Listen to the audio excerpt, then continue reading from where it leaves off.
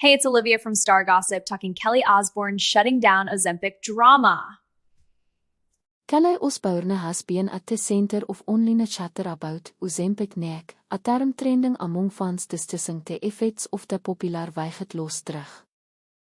Speculation about Kelly's appearance has been relentless, especially given haar geprofiele lifestyle and close relationship with her mother, Sharon Osbourne.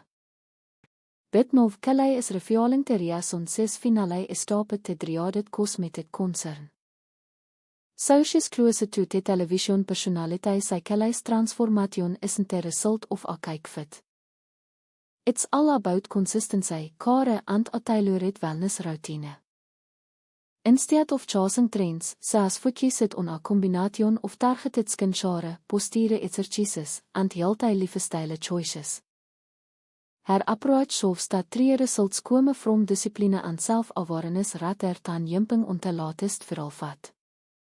Fans have praised her transparency, noting that she is not shying away from the public eye despite the pressure of scrutiny. By addressing the topic head-on, Kelly is eenvoudiging a healthier, more realistic conversation about body image, aging, and the challenges of living in the spotlight. By prioritizing wellness over hype, she's setting a new standard for self-care and authenticity, showing that stopping Ozempic neck is about more than appearances, it's about embracing a holistic approach to health.